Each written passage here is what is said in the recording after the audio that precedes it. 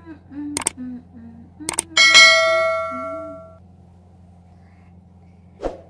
everyone! Advance Merry Christmas and Happy New Year! Wow, malapit na oh. Ang bilis talaga ng panahon eh. Anyway, ang ano natin ngayon, ang video natin ngayon is about the work problem. Gaya nito, Christmas tree natin. Halimbawa, ako lang mag-isa or dalawa kami nagtatrabaho nito, ilang oras namin matapos yan. Kaya yun ang ano natin ngayon. Yun ang video natin, ang tutorial natin ngayon. Tara!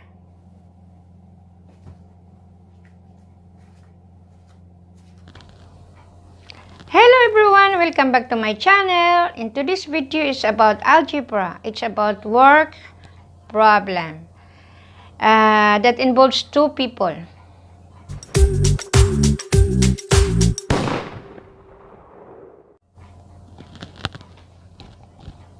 Baloy can finish a job in 7 days and Amara can finish the same job in 13 days.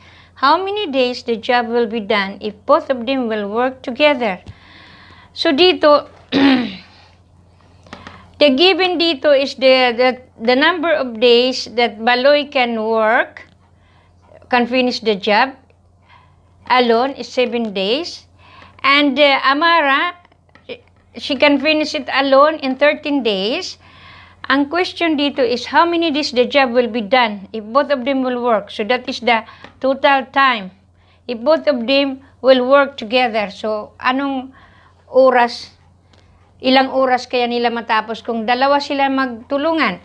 Ngayon, merong formula niyan para solve natin yung the number of days.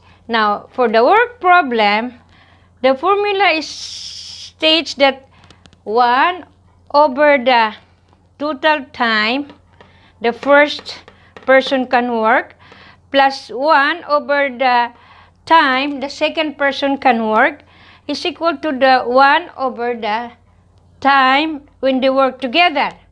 Ngayon, or you can revise this one like this, multiplying it by t total is equal to 1 over t times t total plus t 1 over tb times the t total or the time together they work is equal to 1.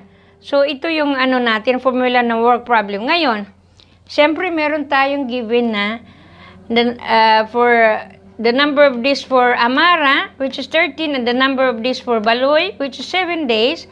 So, we can solve substituting the values. We have to use this one or this one, it's the same. 1 over TA, which is 13 days, times the total days they work together, plus 1 over 7, this is for the number of days for Baloy, times the total their work together is equal to 1. Now, 1 over 13 and 7, the least common multiple for 13 and 7 is 91. Hindi naman pwede 13 kasi hindi naman pwede ma-divide ang 13 by 7. Ang 7 din hindi pwede. So, i-multiply natin yung dalawa. 13 by 7 will be equal to 91. Therefore, multiplying 91 to both sides will result to 91 times the this one 1 over 13 times the number of days they work together plus 91 times 1 over 7 times the number of days they work together, which is equal to 91. Therefore, simplifying this one will result to 7 times the the work together plus 13 times the the work together is equal to 91. So 7 plus 13 is equal to 20 which is equal to 91. Therefore, the total number of days they can take if they work together to finish the job is 4.55 days, or we will say 4.6 or 5 days if we will round it off to the number of days. But for the exact here, basing of the given here, the exact number of days they work together is 4.55 days.